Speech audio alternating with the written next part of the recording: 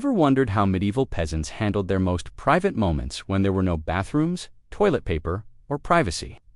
While we complain about dirty public restrooms, medieval peasants shared communal toilet benches with 64 other people, used hay as toilet paper, and turned human waste into valuable fertilizer. These weren't just survival tactics, they were shocking social customs that would horrify us today.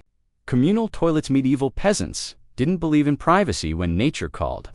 Public latrines in cities like London had massive communal benches with multiple holes where dozens of people sat side by side doing their business. One London latrine featured 2 rows of 64 seats each, meaning 128 people could use the toilet simultaneously without any walls or partitions between them. Families would chat, conduct business deals, and socialize while relieving themselves together in what was essentially medieval social media. Hey, toilet paper. Forget soft toilet paper. Medieval peasants used whatever scratchy materials they could find. Hay, straw, moss, and leaves were the standard toilet paper for common people. Archaeological evidence from medieval latrines shows peasants also used discarded fabric scraps, old rags, and even broken pottery pieces for cleaning themselves. The wealthy could afford wool or linen cloths, but peasants made do with handfuls of rough straw that often left them bleeding and infected. Some even used corn cobs, wood shavings, or smooth stones when nothing else was available. Shared cesspits. Multiple families would share single outdoor toilet facilities that emptied into communal cesspits lined with stone.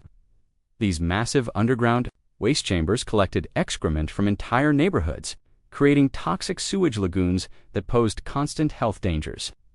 Professional workers, called gong farmers, had to regularly empty these overflowing pits during nighttime hours, scooping out tons of human waste with their bare hands and primitive tools. The cesspits frequently leaked into nearby wells and water sources, contaminating drinking water and spreading deadly diseases like dysentery and cholera throughout peasant communities. Families took turns maintaining and cleaning shared toilet facilities, creating complex social agreements about waste management responsibilities that often led to violent neighborhood disputes.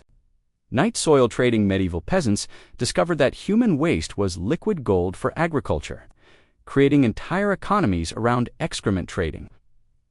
Night soil collection became a profitable business, where waste collectors would purchase human manure from cities and sell it to rural farmers as premium fertilizer. Peasant families could earn extra income by selling their household waste to traveling merchants who transported it in carts to agricultural regions.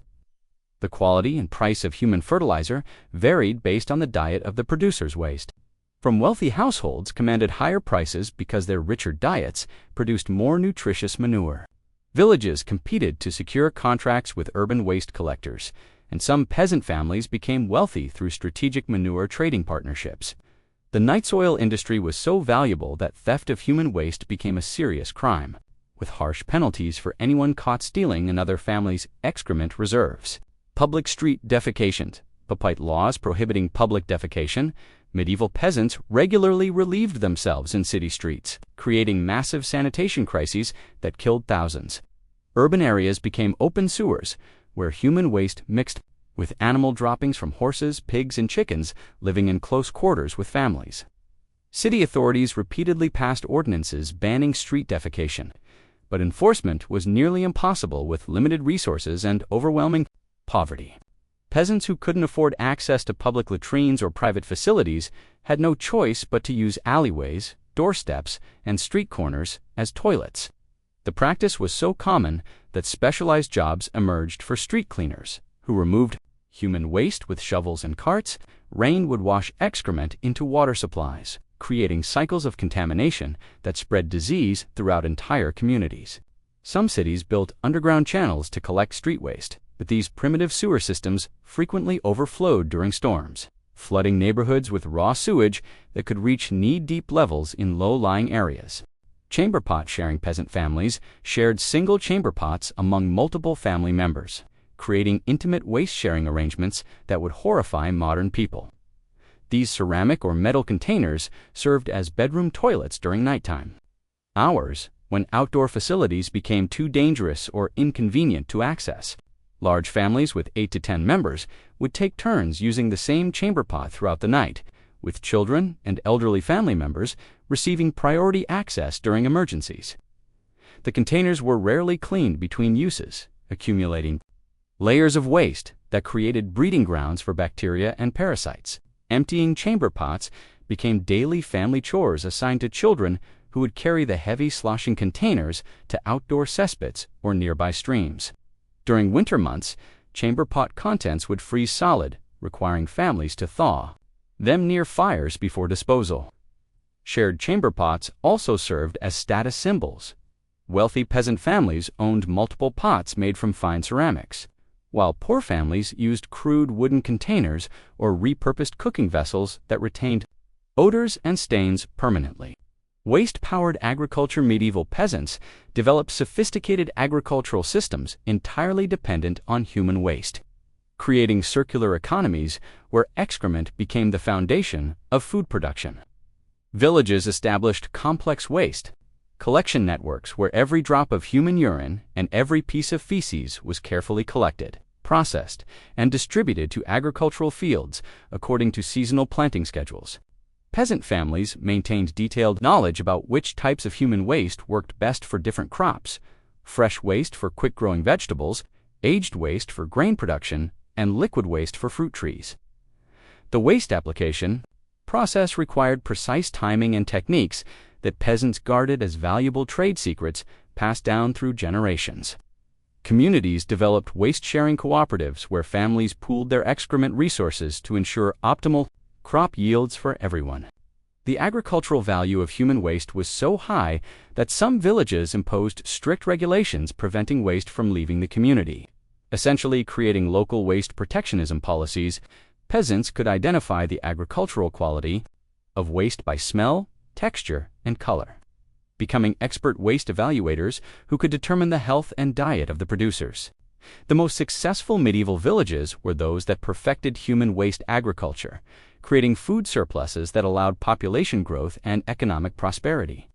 Death by toilet-using. Medieval toilets was literally deadly, with documented cases of peasants drowning, suffocating, or falling to their deaths during routine bathroom visits.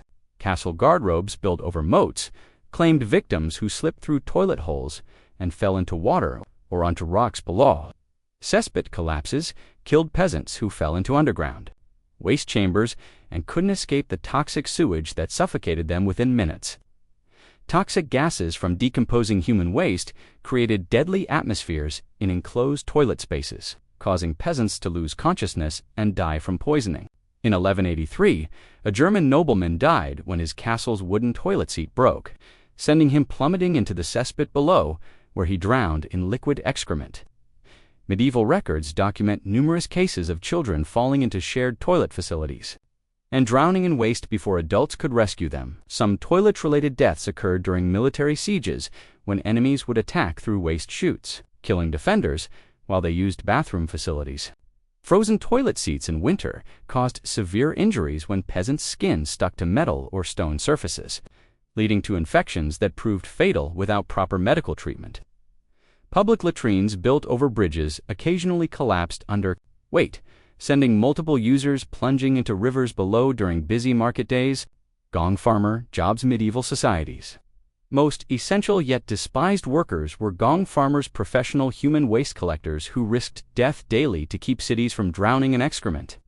These brave individuals descended into toxic cesspits, using primitive equipment, scooping out tons of human waste with their bare hands while breathing poisonous gases that frequently killed them on the job.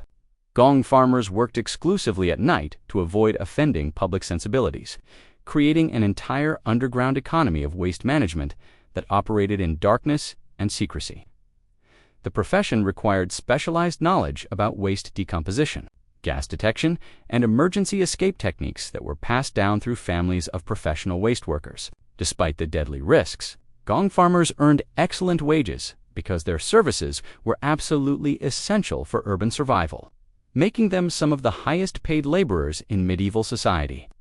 They developed unique tools and techniques for waste extraction, including long-handled scoops, protective masks made from animal bladders, and rope systems for emergency evacuation from toxic pits.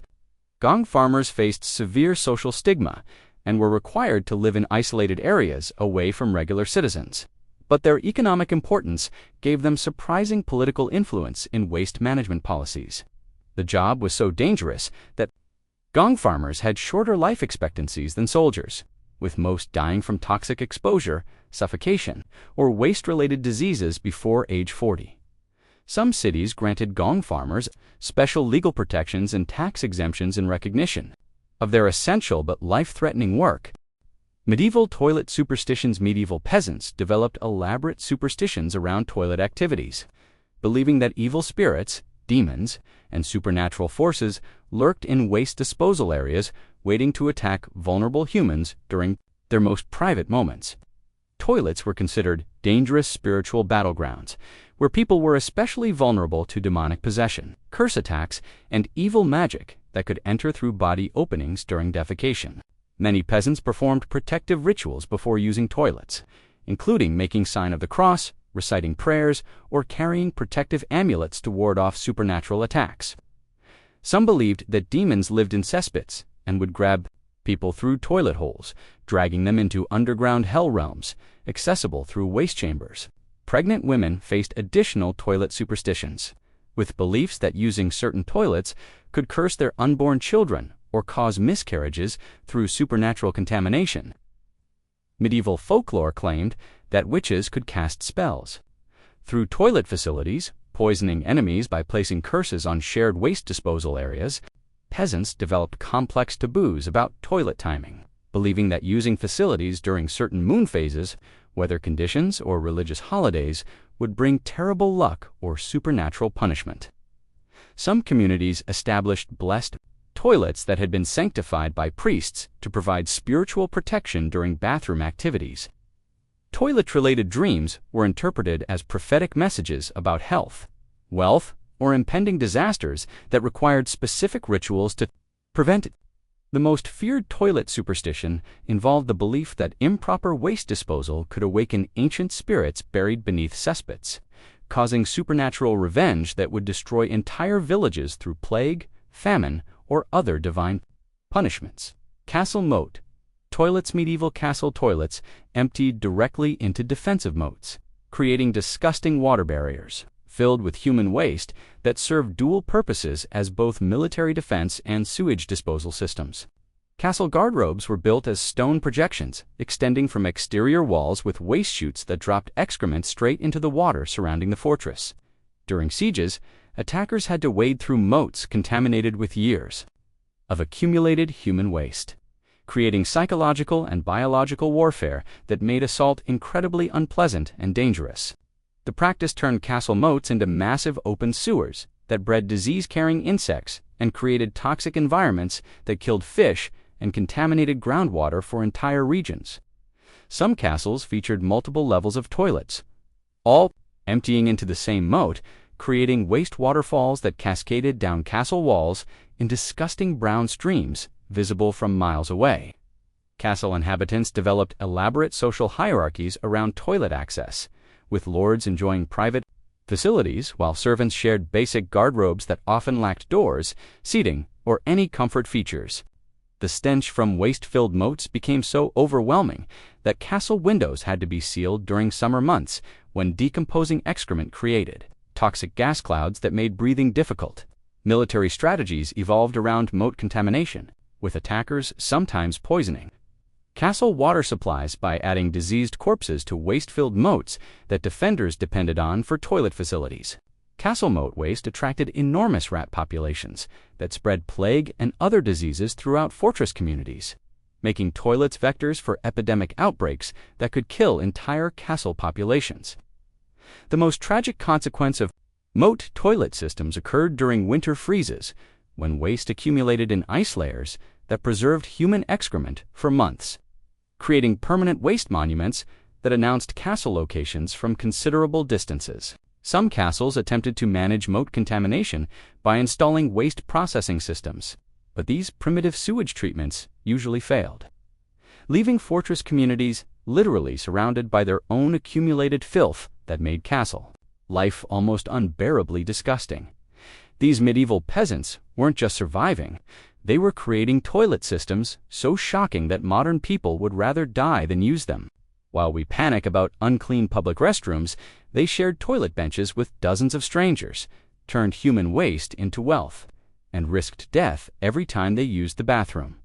The most shocking part, many of these medieval waste management practices were actually more sustainable and profitable than our modern systems. Medieval communities turned human waste into agricultural gold, created circular economies around excrement, and developed social customs that would make us faint.